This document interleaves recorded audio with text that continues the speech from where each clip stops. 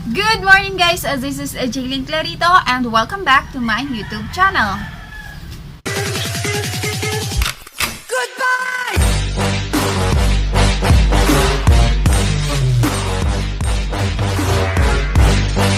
That little mouse, cause I'm an albatross.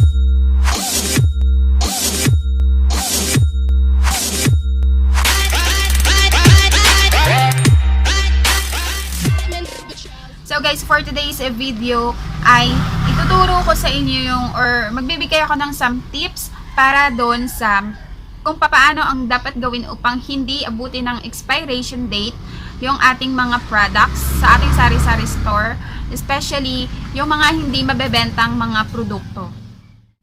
So guys, ano ba yung dapat nating gawin upang hindi abutin or abutan ng expiration date yung ating mga products, especially dun sa mga hindi mabebenta? So number 1, kailangan nating piliin yung matagal pa ang expiration. So i-practice na natin yun kapag tayo ay namimili sa grocery store. So yung iba sa atin dun tinatamad na minsan kasi 'di ba ang hassle nun kung every time na or every product ay titingnan natin yung expiration date. Pero, mas maigi na i-check natin siya guys para maiwasan na rin yung mabilis na expiration date. So, next guys, kailangan natin siyang i-display sa front ng ating sari-sari store.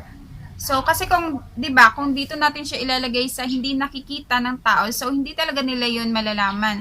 So, kailangan natin siyang ilagay doon para every time na may bumili ay makikita kaagad nila.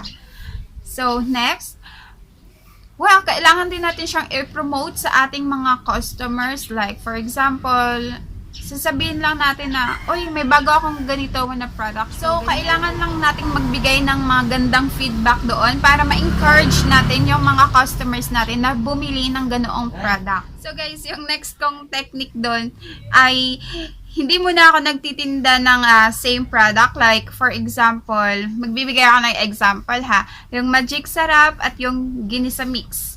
So, nagpretend ako na wala ng magic sarap kahit na meron pa. Oh my God! Wow! Para mabili lang siya. Nice. Ganun, same din sa sa gatas. Like, for example, yung mabenta sa akin is yung swak na Burr brand. While yung hindi naman is yung birch tree or yung Alaska.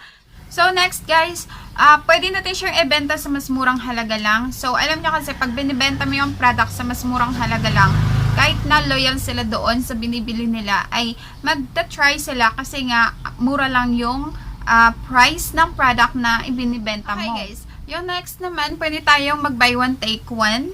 'Di ba? Para pang inganyo yan sa customer. So, I learned that sa mga sari-sari store. Na-realize ko kung bakit merong mga buy one, take one, guys. So, huli ko lang na-realize pala na dahil nga yung iba doon is malapit nang ma-expired or else yung iba doon ay merong damage. Like, for example, before bumili ako yung may mga free, no? Pag open ko, meron pala siyang parang may butas. So, hindi rin advisable minsan yung bibili ka ng madaming buy one take one or yung madaming may free kasi nga for sure meron yung mga damage or defect.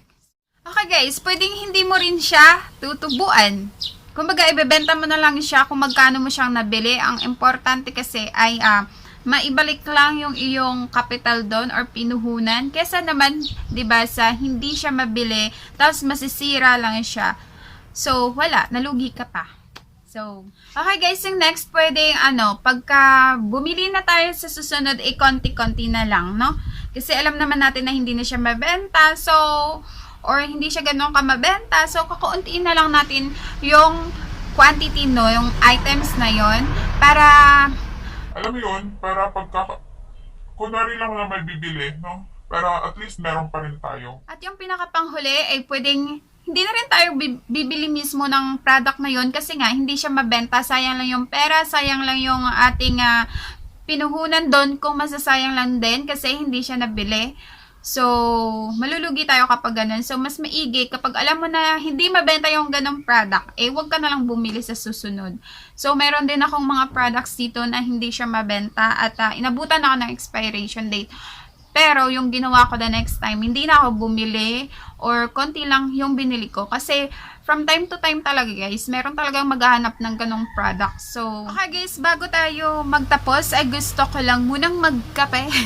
Habang tayo ay nagsha-shoutout. So, magsha-shoutout po tayo ng mga pangilan-ngilan ngayon. So, mega shoutout kay Madam Duday!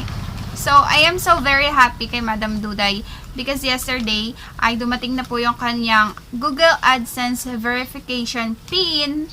So, ayun, nakaka-sana all. Sana all dumating ang verification PIN. So, ayun, certified vlogger na talaga siya. And, super happy ako sa'yo, Madam Duday.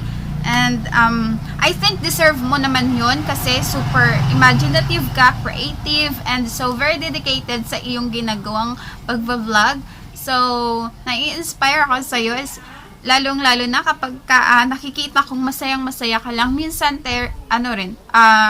Nakakainis. Naiinis lang ako every time na na umiiyak kasi napapaiyak rin ako. Parang ka na talaga, artista, kasi nadadala mo kami sa sa emotion mo. You know, alam mo yun, pag umiiyak ka, nakakaiyak ka rin minsan. Tapos pag tumatawa ka, nakakatawa din, or natatawa rin ako, or for sure yung iba rin natatawa din sa'yo. So, very happy ako sa'yo at dumating na yung verification PIN mo. Love na love ka ni YouTube. Nakikita niya yung efforts mo. Kaya, binigay kaagad sa'yo yung iyong PIN. So, ayun. Shout out sa'yo. And then, shout out din Shamay Javier, Dizel R. Alparaque, Maricel, Joverlyn P., then Rose Jam 11, Ate JB TV, Maricel Fabiliar. Wait lang, iinom muna ako guys.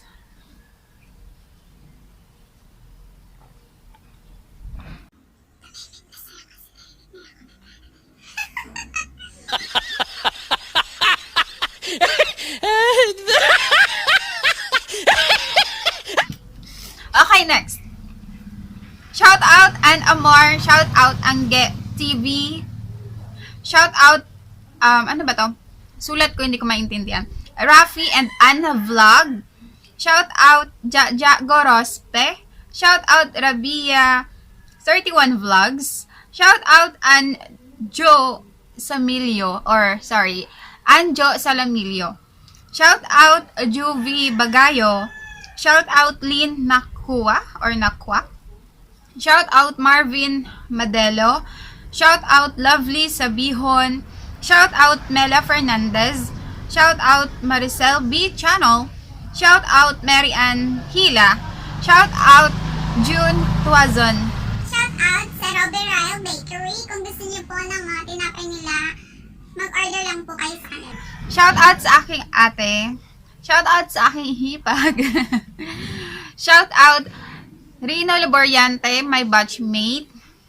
Shout out Rabi Tiwari. Shout out Kurt Lawrence Baling. Nakalimutan ko. Lagot ako neto sa kanya mamaya. Shout out sa aking new subscriber, si Sean Can. Thank you for subscribing my channel. Then, shout out kay Sir Rodel Maniago Hongay. I hope I pronounced your surname well. So, ayun lang guys. Very, very, very, very thank you so much. Ano yun? Thank you so much for watching my vlog, for supporting my channel. And I hope lagi lang po yung safe and sound. So, ayun. Abangan niyo pa ako sa aking mga next na vlogs, sa aking mga next na content. And thank you so much.